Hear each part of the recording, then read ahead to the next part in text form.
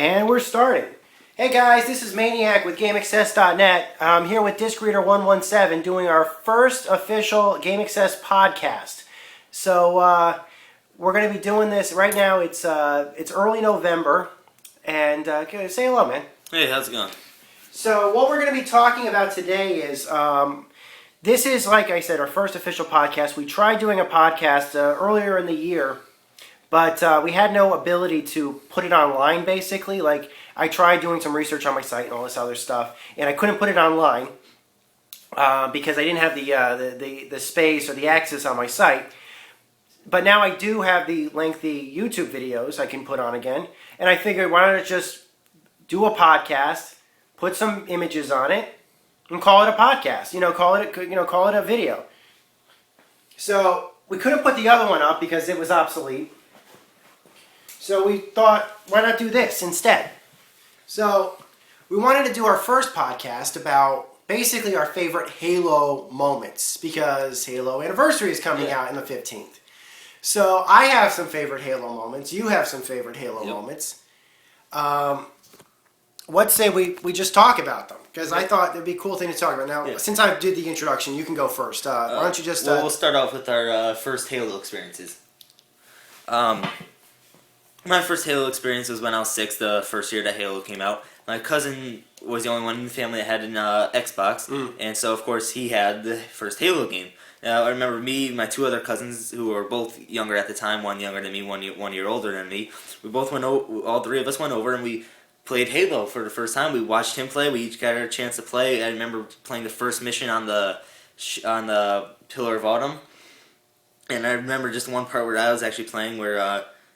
I'm going to describe it a little bit. It's probably going to be a little hard to remember unless you played it recently. You're like on a lower part, you can go up the ramps, and there's elites on the top part, but grunts on the bottom. Yeah. And so I was staying on the bottom because I didn't like facing the bigger enemies because they're harder to kill. Mm-hmm. And so I had fun that time. I remember trying to shoot the glass, trying to suck myself out of the ship. Did it work? No, he said, you shoot the glass and you're going to die. And I'm like, okay, I'm shooting the glass. No, you got to shoot the glass behind me. Okay. It quickly takes the controller out of my hand. So we wouldn't die.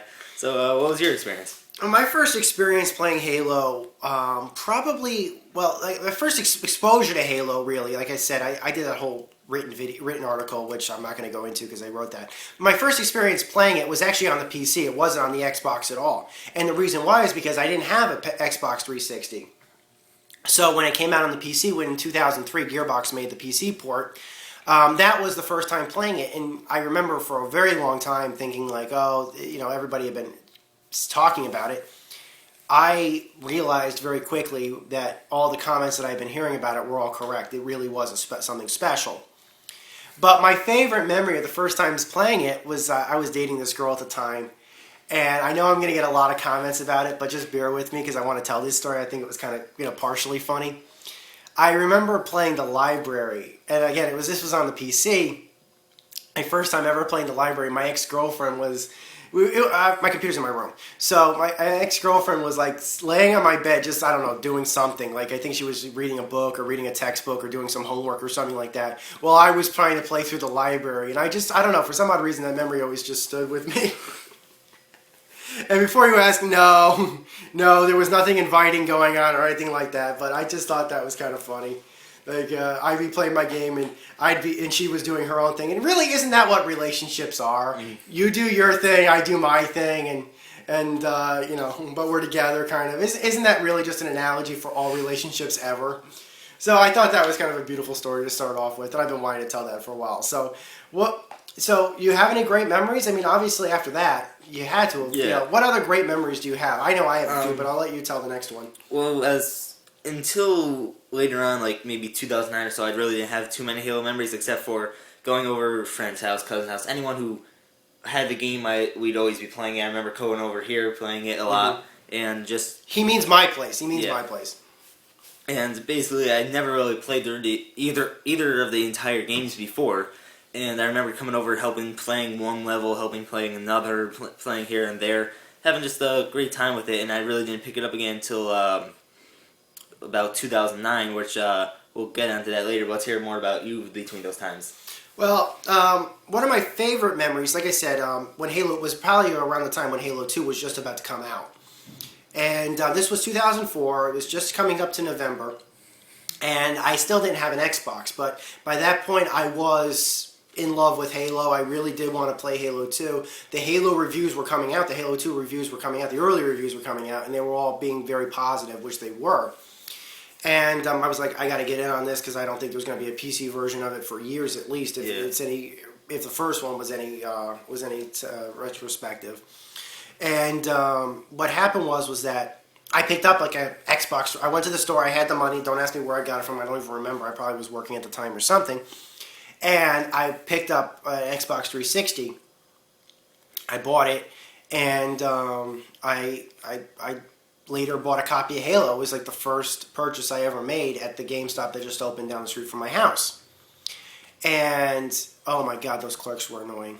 Oh God, they were so annoying at the time. They were trying to get me to pre-order Halo 2, and they were being very, very, very aggressive about it. Like, very aggressive about it. And I was just calmly trying to tell them, I'm not interested right now. I know there's going to be plenty of copies, which there were. And I'm not going to be tied down to one store to buy it. They didn't understand this, and they were being as aggressive as possible. But trust me, I didn't end up buying Halo 2 there. But what did end up happening was I bought my copy of Halo 1. I practiced how to play Halo 1 on the Xbox. I was perfectly fine with playing Halo 1 on the Xbox. I think some of the original times I was playing it, I had some major problems, like with demo units and stuff like that, way, way, way back. And I didn't like it at all, but then I realized that all the demo units had the flight stick inverted. I don't know why. But that's what always screwed me up. It's like, if I had the normal flight stick, if I had the normal, you push up on the stick, you look up kind of thing, I actually turned out to be fine. And getting over that, I actually had a lot of fun in it. I was happy with an Xbox. And I'll break there and I'll just get to the Halo 2 release after you tell your next story. But that's basically when I did it. I did it about maybe a month before Halo came out. I knew by that point that those special Halo Xboxes had come out, and I was really, really mad because I should have bought one then. I should have bought it when those special Halo boxes came out. They were really cool. But I figured there's really no point to it, and I was wrong for not doing it because by that point they had all sold out, and I couldn't get them anywhere anymore. And this was like a month after they had sold out or something like that. So I was the fly heel for that one. I should have just bought a Halo Xbox and been done with it. But by that point, they had all sold out everywhere. So that's my regret. But continue. Go on. I have to say probably my best memory of Halo 2, because like I said, I didn't play it a whole lot. It was probably coming over to your house, and I remember playing... Was this when it was out, or when did this happen? This probably happened maybe a year or two before Halo 3 came out. So you probably beaten the game multiple times before. Was I demoing it for you on the Xbox 360? How was I demoing it for you? I know we were doing split screen at this point. Okay. And the main part I remember, I can't remember the name of the mission. I'm not too great with Halo 2. But we were up on a rooftop, and we had to fight off a scarab on the rooftop. Oh, yeah. And I remember since I wasn't that great at the game, and I think for in his defense, I think if I remember correctly, I had cranked up the difficulty. Yeah, you did. I don't remember we were not playing on easy. I can tell you that right now. It wasn't legendary. It was probably around hard, I think. Yeah. And so we were there trying to defeat the scarab without even dying either. Maybe I would die, he'd still be alive, but without even dying, we were trying to defeat this thing for 40 minutes. I remember that. Okay, in his defense, and in my defense also, I'm fairly certain I had cranked up the difficulty. He had cranked up the difficulty. Yeah. I haven't had an Xbox. He never played it before. Yeah. Had an Xbox. I mean, I played bits and pieces, not really. I was still remembering the controls, and really I was just kind of goofing off the entire time. I was younger. Okay, so that having been said, when I bought Halo 2 for the first time, that was actually one of my favorite memories. That was actually probably, if I could say, a list of best midnight releases ever, that was the first midnight release I ever attended, and that was my absolute favorite midnight release. I was at UConn at the time. I was hanging out with a friend at UConn, and I've written this story down, but I really want to retell it. I was hanging out with a friend that day at UConn, and because he lived there at the time, he was a student. I had worked there, so I knew the place like the back of my hand. But I always worked summers there, so I came up to visit him. And what had happened was that I It was just coming out. He was on a GameCube kick at the time, as was I. We were playing GameCube games, actually, quite a bit. And I had just got the Xbox, and we were talking about the Halo launch, the Halo release launch. And we were talking to people, I was talking to people. I remember actually, and this is like, if I can actually make this story a bit more interesting, I remember particularly the day of the midnight release. This was before the game had even come out. I was kicking around that GameStop, which was actually pretty cool at the time. And I was kicking around the local GameStop at the mall that they had not too far from the Yukon. And I remember talking, I was with my friend, and I remember seeing a guy hanging out with two pretty ladies. Very pretty ladies, in fact. And here I was, some bearded guy with a hoodie, basically, and everything else. But I remember that when I used to have that kind of, I used to have friends like that. When I was living in California, my two neighbors were like, I was like a guy that would hang out with two pretty ladies. I used to be that guy. I later moved away, and I no longer became that guy, and I haven't been that guy since. But you know what? It was a fond memory and everything else. So the girls were hanging out with him in the GameStop, and he was going through stacks of games and everything else, and the girls were complaining they were not going to be seeing him anymore once Halo 2 came out.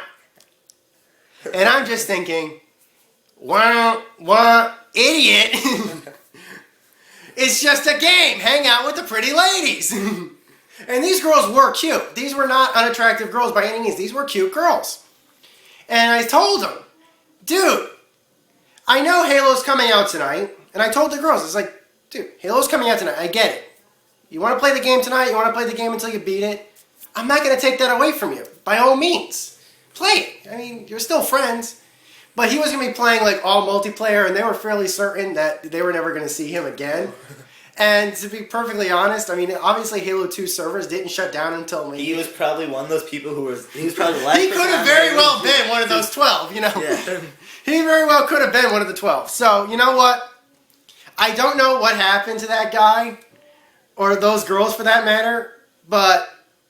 You know what? I hope maybe I'm wrong, and very well he went back to hanging out with them. But the reason why they were upset was because basically he was the only friend that they had, and that was kind of sad. That was that's what they told me at least. It's like he's the only friend we have, he's the only person we know, and here he is going to be devoted.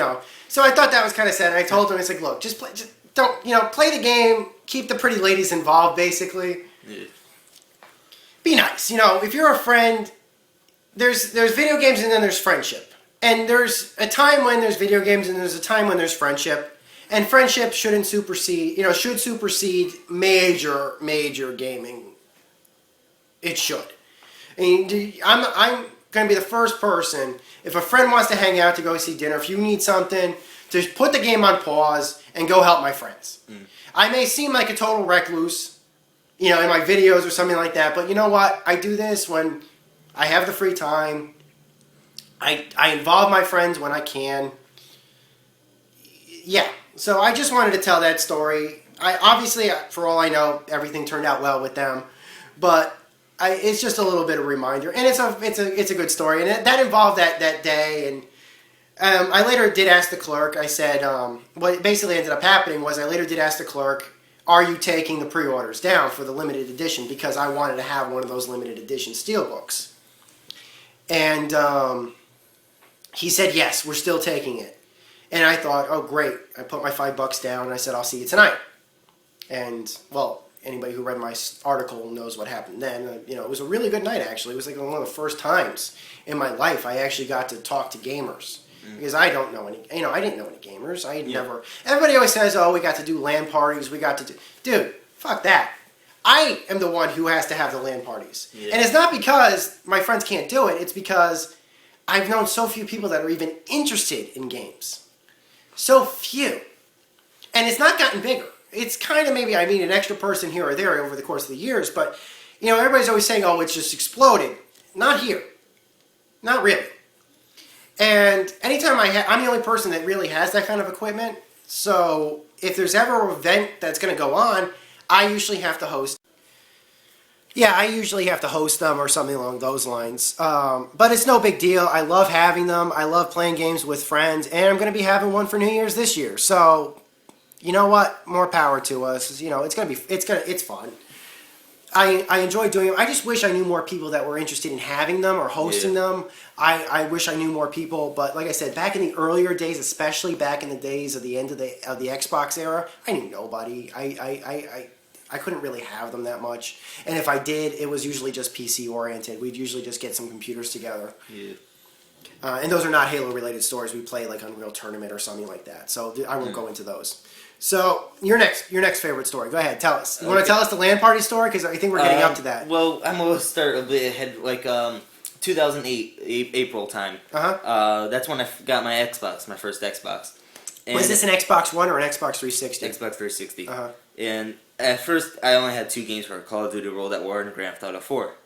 And I didn't get my first Halo game for it until August that same year. Okay, a quick question. What were you using to play it on? Were you using a television? What kind of television were you using? What system were you using to play it on?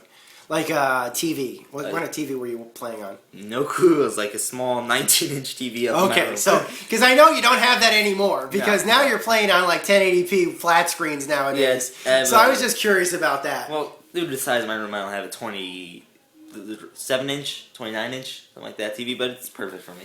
What, your room? You Yeah. have it's 27. It's really 20, it's 29. You have that now. I'm just asking, Yeah. what were you using to play originally? Like a 1921. And tell me, how's the difference now? A lot better. A lot better? Yeah, I still remember. And okay, this is another favorite moment. Right after the Halo Waypoint came out, and you'll get back to this, or I'll just tell it quickly.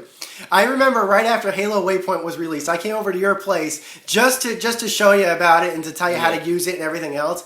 And I'm looking at the image on on your television screen. This was, I think, right after you got your TV, right after Christmas or something like that. You had just gotten it. It was a brand new Vizio, which was great. You know, it had a pretty good picture to it. I had no, you know, for what you're, you know, it was a good TV. But I'm looking at the screen like that is wrong, and you're saying how so? You remember this story? Yeah. You remember what I did?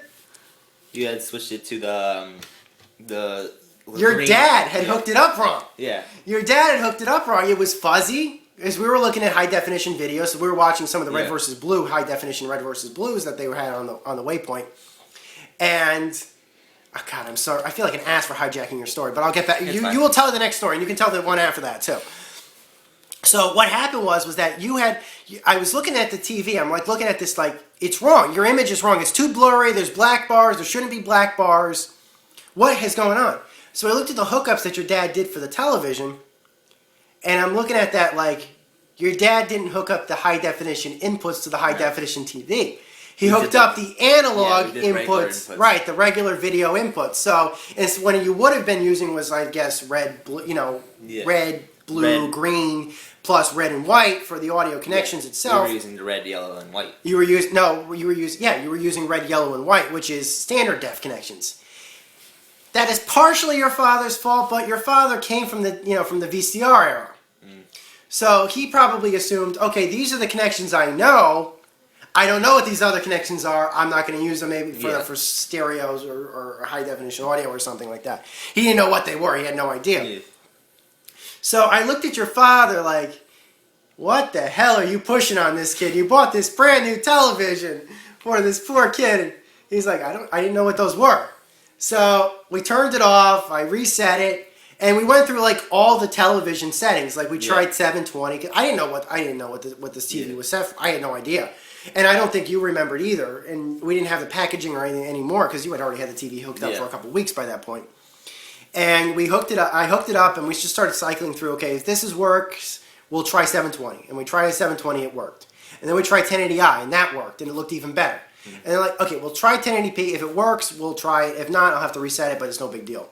We tried that, and it looked the best. Yeah. So you know what? We kept it at that. And then we showed your father the red versus blue video, and he was like, wow, that does look better. Yeah. And I said, now you know. All right. Yeah. So, that's one of my peeves. That's like, if I ever had a peeve about technology, it's one of two things. One, it's when people don't set their televisions to anamorphic when they're using anamorphic televisions, or worse yet, if they have those widescreen televisions, why do they bother buying full screen DVDs? Yeah. Blu-rays, that takes care of the whole problem. Blu-rays, if you're using a Blu-ray or using a high definition Blu-ray player, those problems are already set for you. You're not going to have any problems with it at all. But yeah, when back in the DVD era, I've never in my entire life seen a person actually have their television set properly when they have one of those widescreen televisions. Never. Especially, it's always a big problem in hotels and shit like that. It's always been a problem with that. I mean, but yeah, that's like my peeve. All right, back to you. Sorry, tell the next story. I'm sorry. Continue your story. Continue your story. It's fine. You were saying about like 2008. You were saying 2008, August 2008. My cousin, who also had an Xbox, decided that he doesn't play Halo 3 that much or anything, so I bought it off him for $20. So I had Halo 3 that night. I played it with my cousin and found out a whole bunch of my friends on Xbox also had it. So that's when I started getting more into Halo and stuff. I ended up getting ODST when Reach came out. I got Reach. I ended up getting Halo 2 and Halo 1 and stuff. And really, if it wasn't for my cousin selling me Halo 3, I probably would have been into Halo as I would have been as much into Halo as I am right now. Just it probably would have taken me longer to get there. So that at that time, it's what caused me to get to liking Halo. Mm. And trust me, it's been really appreciative that I can have a neighbor that actually does play these Halo games, because there are so many cooperative only achievements and everything else, or achievements where you need two people to do it. Like in the Halo 3, for example, you had to have two people at least in order to have the score points and everything else per level, which is fine. Which is fine because you could do it over live if you really wanted to. But it helped. It helped having you there, and of course, I also had my cousin helping me, but he really was unreliable. Mm. And also, the other one that we did all together, you and I, was the ODST achievements. Yeah. And those were the firefight achievements. Every single firefight. Yeah, we got every single firefight level. And you know what actually helped us out was the Red Cross. When the unfortunate things happened, I believe this was after the Haiti. 2008. Yeah, the Haiti event. Well, it was 2009. 2009? It was 2009. Okay, 2009. When the Haiti earthquake happened and the Red Cross was looking for donations, Bungie stepped up and was making those shirts, of which I have one of them. But also they were doing donations based upon the firefight and the multiplayer. This was right after ODST came out, and they said if you put a heart emblem on your Spartan or on your ODST guy when you're firefighting, we will record that and we will give money to a certain day. Yeah. Well, on a certain week. They basically broke it up on a week. And they said, by this point, this is our start point, this is our end point. If you played at any point, you count. It counts. And we donate $100 per player. Right. And you and I both put the heart emblems on our ODSTs, because I wasn't really into... I remember we were playing Firefight and Courtyard that day. Yeah. When we did it. Yeah, we did it. And I really wanted to... I felt like it was, that was like a major thing. And so we were doing the achievement runs, no doubt, but we were doing it for a good cause. And I felt really, because I felt awful for those poor people and everything else. But, you're contributing. You're contributing after a disaster. It's, it was certainly important. I felt for that. So that was like some good we actually did out of some entertainment. So that was something I felt better about. Okay, your story next. Go ahead. Well, we'll go on that Firefight in Courtyard. The first time how we went. I'm not sure if you guys have ever played Firefight at Courtyard in ODST, but wreaths get dropped off on either side. It wasn't Courtyard we did that. It wasn't Courtyard? What was the name of it? It was the park, the zoo. It was the preserve. Yeah, the one where you're in the middle of the park and all the vehicles are there. So on Uplift Reserve, I think. Yeah, Uplift Reserve, I think. So that's what I meant to say. So we were doing that, and we figured out a strategy. Get to the choppers, get on the choppers, and you'll survive. Get on choppers, kill all the guys that way, and you'll survive. And the one problem we had with that was the two wraiths that can get dropped off on the map on the two separate corners. And so normally what we'd do is either we'd laser them with a Spartan laser. Because I was good with a Spartan laser. Or I would get up to them, hop on them, and beat them down. And eventually just destroy them. You drop a grenade. Yeah, drop a grenade or melee them if you didn't have any grenades, and then hop back out of my chopper and keep driving around. So at one time we decided that both of us wanted to basically just kind of go for the same rate at the same time without either of us knowing, even though we were talking to each other. So yeah, I was prepping the Spartan laser, which takes a couple seconds to prep. Yeah, so he's prepping his Spartan laser, and at the exact same time, I'm saying, okay, I'm going for the wraith. So as I run in front of the wraith, by that point, I had already had the weapon almost full power by that point, and it was targeted right for the center of the wraith. So I run in front of the wraith. And there is an image on Bungie Net in my profile, because I'm saving this freaking video. I have I saved the video, I uploaded it to BungieNet, and somewhere on BungieNet, I don't know if I saved the image, but one of the images was of you being destroyed by my Spartan laser. And the problem was it didn't even blow up the Wraith because the Spartan laser hit you instead of the Wraith. Yeah. So the Wraith kept firing. The Wraith wasn't impacted, it hit you. So you went out, we lost points because of that, and the Wraith stood on. That's good. It's your next story. Alright, it's my story now. What happened? Probably one of my absolute favoriteest. Well, actually, this is something interesting. Of course, you're probably familiar with Claude Herrera and HaloBungie.org website, the big Halo fan site that's been around since even the very, very beginning of the entire Halo world, basically.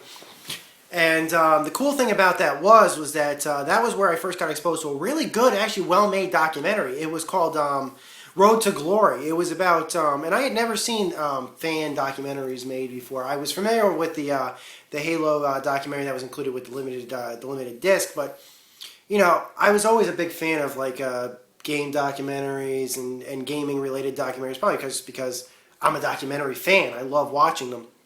And there's just none that are ever made for games, or very few that were made for games. G4 used to make a whole bunch of them way back when, and I used to soak those up like water in the desert, basically, but they've since stopped, and they don't air them anymore, so we're at that, but this guy, his name was Mortalis. I think his first name was Noah something. I don't remember his last name. And it was posted on HaloBungie.org, and he released it via BitTorrent. And I hate BitTorrent. I hate it. It's the worst service ever conceived of by mankind. It's completely based off a flawed argument that people would actually share their bandwidth, and that if you share your bandwidth enough, you're going to lose your bandwidth. So your speeds that you get from the end is going to fucking suck. So I actually used the BitTorrent protocol to get this documentary, which he released through BitTorrent, which is totally legitimate. And I've since deleted it and never used the fucking BitTorrent ever again. And I got the documentary, I downloaded it. It was an hour long. It was like pretty much a feature documentary length documentary, which is kind of redundant, about him and some of his friends, and some of his friends' wives, and some of his friends' kids, and all the Halo parties that they've had and what they're expecting at Halo. And they went to PAX just before Halo 2 got released. So it was basically all about them up to the release of Halo 2. They released it after, of course, Halo 2 came out. But it was still really cool. It reminded me a lot of like what my waiting experience was, waiting for Halo and everything else. And I think it kind of touched with a lot of that stuff. And as a year later, a year or two ago, I actually did contact the guy that made it. I tracked him down, and I kind of, because he had some contact information in his in the video, and I asked him, "Are you going to do another one of them?" And he said that he was thinking about it, which is kind of funny that I had emailed. He said he was thinking about it, and if he was to do it, it was going to be about Halo 4, which had not been announced at that point. It was kind of being used because 343 Industries had been around by that point, and he was thinking if they're going to do it, it's going to be like a Halo 4, and it's going to be 343 doing it. And he said that, oh God, there was just, some of his friends were real characters in that documentary. I think I showed it to you. And unfortunately, you can't find it anymore. The BitTorrent protocol has been shut down. He never released it to WT. You know, this was back when if you put something online and people downloaded it, it was going to cost you a fortune. And this was back way before the days of YouTube. And like I said, it was an hour-long documentary. And even if you put it on YouTube, YouTube was going to tell you to go fuck yourself because it was over 10 minutes. Yeah, it was spaced in 6 segments. Right. And so if it's like an hour, it's like it's gonna But I don't know. If he's listening to this, I'm probably gonna tell him about it again. But I think he should put it up on YouTube. I'd love to put it up on YouTube myself, but of course I didn't make it. You know, I would feel wrong putting it up. Even just especially without ever telling him about it. But I think he should put it up on YouTube because it really was a good documentary. It was really funny. His friends were really funny. His friends' wives were especially funny. They were really. The fact that they had wives was really funny. Well, they were normal guys. Like this is like what they were. These were like older guys. These were guys older than you and me. And I think one of my absolute favorite moments in the documentary was when they were going over how many copies that they were going to need of the game. But also there was an image that was in the documentary where there was a bank and it said underneath the bank sign, Master Chief Banks here. I'm like, Who let you put that up? This was back when banks weren't evil monarchs that they are today, and plus his was a credit union. Because I think if I remember correctly, during part of the video, some guy steals their copy of Halo 2 right after they picked it up on the midnight release. Yes, but somebody took his Xbox, so it was like... His roommate took his Xbox to France or whatever for like... No, to Japan. Japan for 9 weeks while he was going to be there for college or something like that. So that was poetic justice. Then it goes back to the other people, and it's like, oh, it's a good thing I got a second copy of it. I don't know. He just lost it, man. He just went crazy and he just took our game from us. But thankfully, he didn't get the legendary edition. Yeah, we're okay now. So that was a great documentary. And Noah, if you're listening to this, I doubt it, but seriously, put it on YouTube because it really is. It really still does hold up. It really was a good. And granted, it was about the release of Halo 2, but still, it was still a funny documentary. It was great to watch. Put it up on YouTube, man. We really want it up there. And so that's something else I wanted to talk about. You got another story you want to talk about? Maybe we have a shared story we're going to talk about? Yeah, this is... the recon run? Yeah, December 26th, 2009. We went for the recon... No, it was 2010, wasn't 2010? It was 2010. When was your last night? It wasn't last year, was it? Might have been. 2009, 2010, whatever. We were going for... what was it? Annual. Yeah, annual on Halo 3. So we have all 4 of us here. And let me tell you something. It was next to impossible to find 4 people with 4 Xboxes with 4 copies of Halo 3. To find 4 people that had Xboxes in the first place was difficult. But it was even tougher to get them to have copies of Halo 3 and to get them willing to play at the same time. That was next to impossible to find. Basically negotiating 4 people with schedules and everything else, and you had to have these 4 people. You had to have them. Mm. It was not easy to do it. It was not. So the fact that I was able to have the party in the first place and do all that, even if I told them, look, I'm going to have the TVs, we'll all have high definition screens and everything else, we could totally do it. You know, it was tough. It was tough just to get that together. But we did it. We did that. So we had the 4 people. We were going through. It was you, me, my cousin, and another friend of ours, Z. Yeah. So we were doing all right. We were going through it. We all talked about it, how we would go through it. I showed him a strategy for getting through annual. Now, by the way, let's for the users who are listening to this who don't know what annual is, can we just explain that quickly? It's basically playing the last campaign mission of Halo 3, 4-player co-op on Legendary. On live, through live. And it activates something else towards the end of the mission. You have to have iron on. Yeah, you also have to have iron on, so once someone dies, you go back to the last checkpoint. And one person dies. One person dies.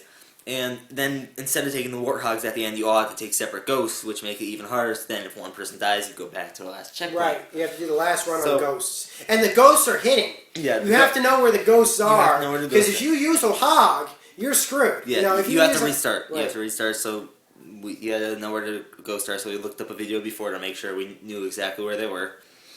So we're going up, we're climbing up the mountain, we're doing fine. Well, actually, what was happening was we had beaten the boss fight. Yeah. We had beaten the boss fight, and that had taken us like at least an hour just to get up to the boss fight. We banged out the first part in an hour and a half. We had a good strategy. 2 people go ahead, while the other 2 people stand behind and clear out, because once you pass by an area, they come up behind you too. So 2 people go ahead, 2 people stay behind and clear out those areas. Once we got in, we beat the boss, no problem. We came back out. We realized, and we hit a problem. Yeah, we had a big problem. What happened was that some of us were on time limits. Like, I had to do it at a certain point of the day. So, because a lot of these people were leaving at around 6 or so. Now saying we had plenty of time to get this done. Right. We had plenty of time. We had about 3.5 hours to get it done. Even more. We had more than that. But we had already spent about an hour and a half. Yeah, we had already spent about an hour and a half, so we had no more than 3 hours left to do it. No more. So, I was having a different party in a different room where people were playing Rock Band. And I set up a Rock Band station, I gave them some peripherals over there, they were going to bring over an Xbox and play Rock Band. The problem was that the Rock Band party was having technical problems, and because I was involved in the Iron Run, in the annual run, I couldn't get everything to work properly. I couldn't just step away from the middle of the game. And what had happened was that somebody had taken one of my drum sets and tried to plug it into my Xbox and tried to plug it into somebody else's Xbox, and those are wireless. And I had forgotten that was still tuned to my Xbox. So when they turned on the controller, absentmindedly, trying to think that it was connected to something else, they started futzing around with my Xbox's control settings. Long story short, they disconnected me from the game. They ended up completely, bringing up, I'm screaming, hey, what's going on? Somebody's into my Xbox. Somebody plugged a controller into my Xbox. But the people that were fussing around because they were in another room, they didn't hear me screaming, stop what you're doing, something is going on. And I didn't know if this was malicious or not. Maybe the other group was mad at me because I couldn't do anything. All of a sudden, before I could even stop anything, my Xbox got canceled out of, which, because I was hosting on top of that, disconnected everybody else from the system. Yeah. And,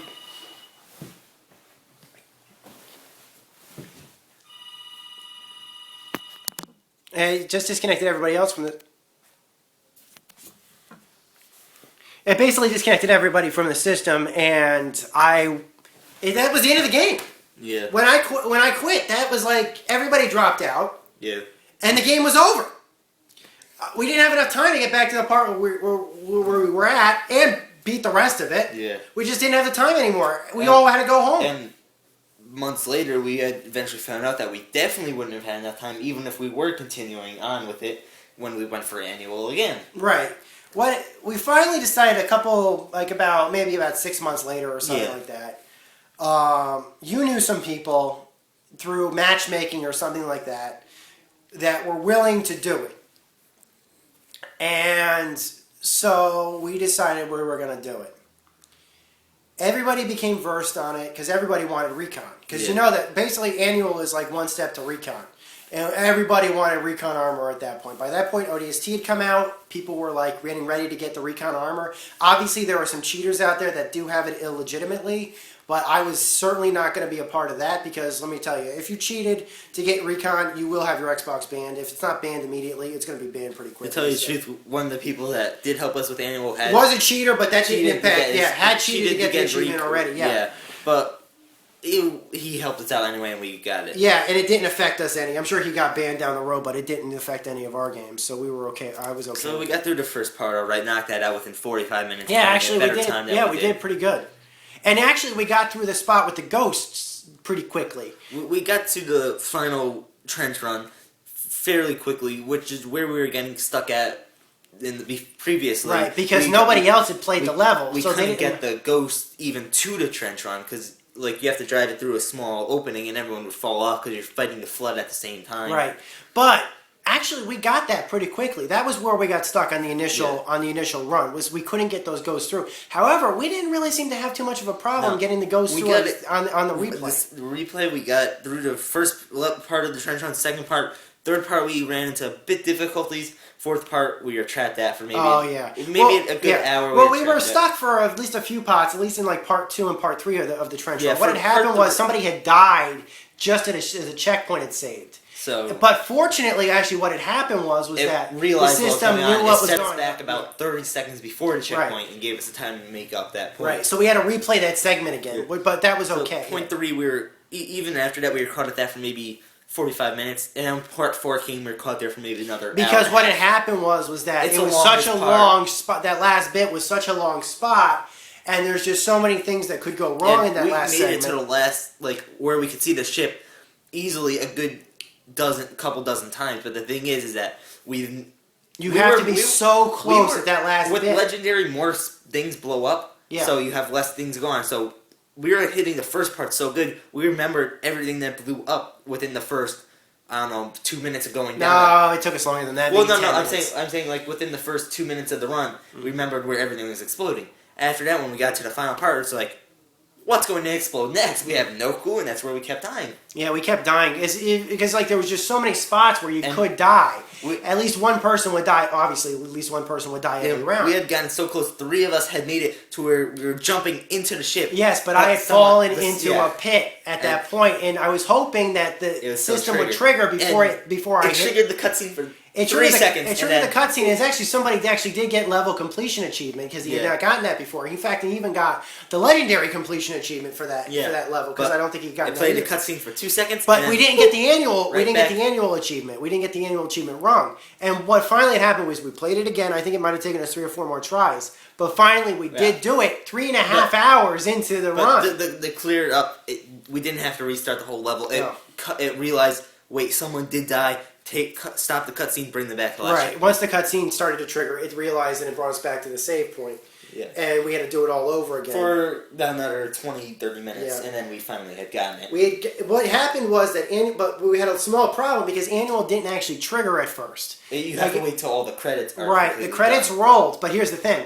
As the credits are rolling, everybody else is seeing their scores and all this other stuff. We're all looking like, did anybody's ring? Because what had happened was when, if you play the game or if you play the normal portion of the game, the thing will trigger when the level begins. It will trigger under those circumstances, or I should say when the cutscene triggers. Yeah. The level completion. So we figured that was when it was going to do it, when the level completion was to make it.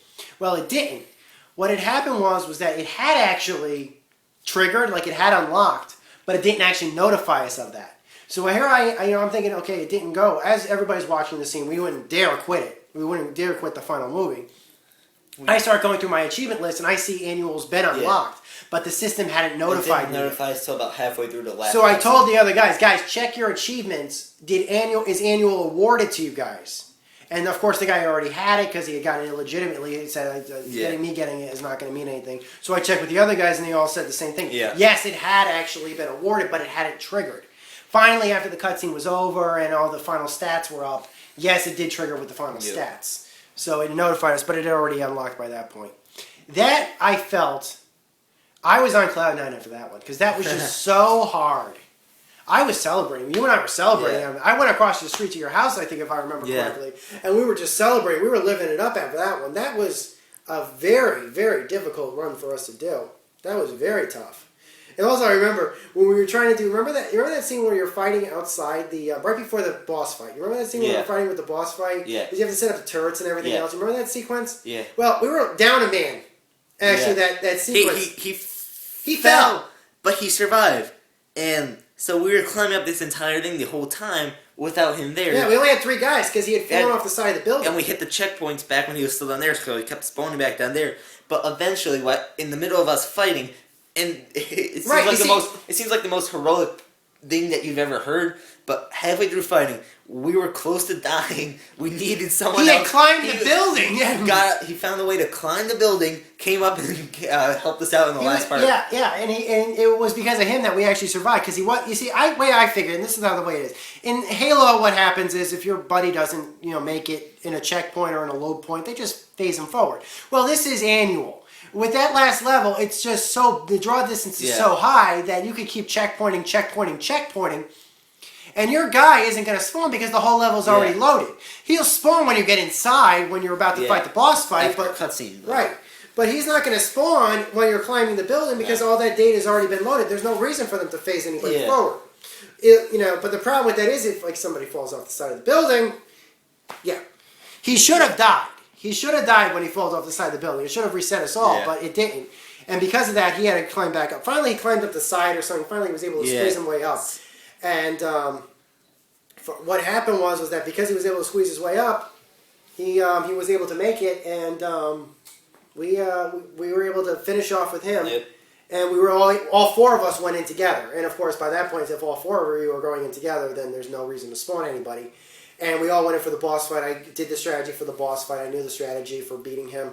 And then we all went out. And actually, that end spot wasn't that tough. No. We were able to fight our way through the ghost. I thought it was going to take us forever for us to get the ghost and get the ghost through because that's a pretty long segment.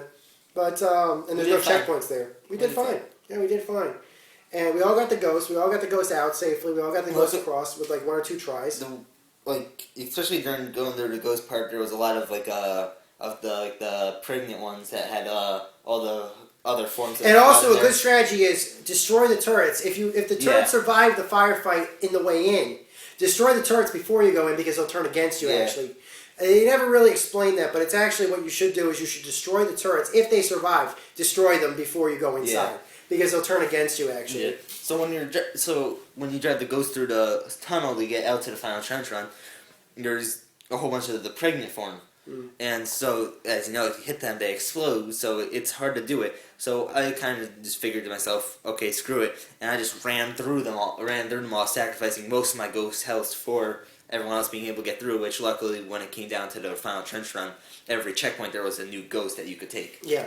There would usually be a ghost, and actually then, sometimes it might spawn a warthog, in which case, if it does spawn a warthog, you can take it, but it's not recommended because the warthog is not as fast as a ghost. Yeah. A ghost is faster, so it might be tougher for you to stay up with, to I mean, it would have been easier to keep 3 people in it, so that way we didn't have to worry about as many people having a chance of dying. Right. But we also didn't want to risk, hey, if we get in this, does this go against us being able to get annual? Right, that too, and also for the fact of let's say ghosts get damaged, you can pick up a cleaner, you can pick up a repaired ghost if you need to. So that was actually great. We were pretty grateful about that. But we did get the achievement. I later went on to get Recon. You have not yet, although because we have not been able to get a 4-man team together in any ODST games. But I just want you to know, even though I have those achievements, I will totally be there for you on those. But there, So you're looking forward to the anniversary when that comes out? Yeah, definitely. Yeah, so am I. I feel bad. Obviously, Bungie's not involved in this stuff anymore. No. But you know what? Bungie's doing its own thing. I trust 343 that can do this. They took a good amount of Bungie's producers over to 343 to help them build the next Halo game. So the only thing I expect to see different is a name on the cover. That's all I'm expecting to see different. And I'm really looking forward to Halo 4 as well. Yeah, Halo 4, and of course 343 has announced that they're making a trilogy. Yeah, it's 5 and 6 has also been announced. Yeah. So they're saying, we're going to do 4, we're going to do 5 and 6. It's going to happen. Yep. So you can take that to the bank. They are doing it. They said they were going to do it when they announced 4. They said it's going to be a trilogy, which means that there's going to be a 5 and 6. Mm-hmm. So take that for what you will. I just hope that they don't go the way that Call of Duty hasn't been releasing a game every year, because I know Halo 4 is going to come out next year. No, they kind of have been releasing the Halo games every year since like 09. The one reason I don't want to do this is I do like the multiplayer. It's just dealing with having to start your multiplayer all over again every single year gets kind of annoying. They might break it up. Like they might do like Gears of like this past year they did a Gears of War this year. Next year is going to be actually no, I take it back. They did I take it back then. There was no Halo release last year. There just wasn't. No, you sure? Or was it Reach? Yeah, Reach was last year. Yeah, Reach was last year. So they are doing it every year. Since 09, every year I think it just kind of happened to fall. I just think it just kind of happened to fall like that. I don't think that they're planning on doing one every year. I just think it just kind of happened to fall that way. Well, there were 2 in 09. Halo Wars came out in 09. Yeah. That was in March. Both by different studios. ODST came out in 09. Yeah. And then in 10, it was Reach. Yeah. And then now in 11, it's going to be Well, I think if it wasn't the anniversary, we probably wouldn't be seeing a Halo game this year. That's true. And some people probably are going to be avoiding the Halo anniversary, but you know what? It's $40. It's $40. It's remaking the game that literally got multiplayer online co-op. Yeah. It's the game. It is the remake of the game that got the Xbox to where it is today. Yeah. You really got to give it that. And everybody always agrees it's like the best game of this. Me, I don't agree with that. I like 2 the best, but that's just me. Maybe my memories of 2 are fondest, but I really did like 2. I've been told I'm in the minority about that, but you know what? I would have figured that 3 actually would be like the... Out of the first 3 of them, I'd say 1 would be my favorite, but out of all of them in general, I have to say ODST. I just love the campaign of ODST. Yeah, I did too.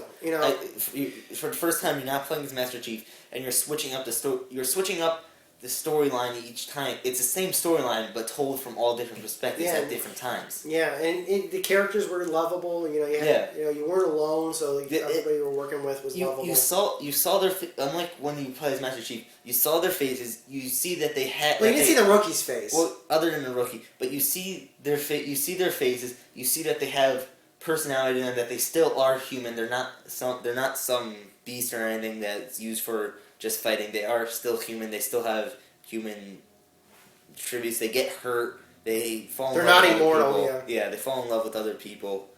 I mean, it just shows that they're actually human. I think they try to humanize the Spartans in the last level, in the last one too. Also, in Reach, they try to humanize the Spartans. I definitely think that they definitely added that in too because they were Spartan 3s. They weren't Spartan 2s bred as strongly as the Spartan 3s were. Well, George was a Spartan too, but he was the only one. And yeah, they did, that was a period of contention where could you have George be a Spartan 2 operating with Spartan 3s, because the Spartan 2s actually didn't even know about the Spartan 3s in most cases. Only a few of them did. Yeah. So that was something else. Halsey didn't know about them. No. Halsey didn't like them. Which is what I'm surprised that they did with Reach. I know we're getting a little bit off topic. Yeah. But I was surprised to do with Reach because in the books, which I'm going to go by because they were written by actual people that you can trust, they did their research and stuff. Dr. Halsey does not find out about the Spartan 3s until after Reach. Like, the Spartan 3s never had anything to do with Reach in the books. Yeah, they weren't involved on that. We didn't really hear about them until Onyx. Yeah. No one knew about them until Halsey fell on Onyx, which was after Reach was destroyed. Well, there was the Mendoza line. There was a line in Fall of Reach where Mendoza did mention that he was going to go. The reason why he was leaving them, he had trained the Spartan 2s, was going to be he was going to be training the Spartan 3s, and that was it. Yeah. That was all they said about it. Was like, oh, is there going to be a next level of that? And they never covered it again until Ghost of Onyx was released. Yeah, but that was the only line that anybody knew about any existence of a Spartan 3. But in the books, it did happen to mention that George was known to be working with the Spartan 2s. Well, he was Spartan 052, if I remember correctly. So yeah, he was a. They were the only two Spartans, the Spartan 2s, to be working with Spartan 3s. 051 Kurt and 052 George. Well, it was like I said, it's a good series. I'm really looking forward to picking up Halo next week. Yeah. I talked to my GameStop. Tonight, obviously, Modern Warfare is coming out tonight. Yeah. But what's going to be going on also is they said that they're going to release anything else that's coming out tomorrow tonight as well. So for next week, we got Assassin's Creed coming out next week. But they did say that they are going to be doing a midnight launch for anything else that's coming out the day after. So if you want to go and pick up Halo Anniversary at midnight, and you're not interested in Assassin's Creed, you can still go and pick it up because they're going to be selling it anyway. So it's like, hey, the same thing happened. Yeah, the same thing happened with Alan Wake, for example. Yeah. Alan Wake came out the same night that Red Dead Redemption came out. Yeah. I asked him, "Are you going to sell me Alan Wake because it comes out the same day?" Yes. Yeah. Yeah. Come on in. And it also happened with Alice and Duke Nukem Forever. Yeah. They didn't care. It's like, if it comes out tomorrow and we're doing a midnight launch, we are totally in the clear for selling out anything that comes out the next day. We'll take your money, Yeah. So I appreciate that. I appreciate that. GameStop had, I bitched about them in the beginning of the video, but they've gotten better. No, definitely. Okay, so those are my stories. About it. Yeah. Those are my stories, and it's been fun doing this. We might do more of them. So this was, I guess, the first official GameAccess.net podcast. I hope you guys enjoyed it, and please leave your feedback about what you thought about it, and maybe we'll do more of them down the road. It's actually been a lot of fun having this discussion. So until next time, this is Maniac with GameAccess.net, and of course, this is Creator 117. Yeah. See you guys later. Next time. Take care, guys. Over and out.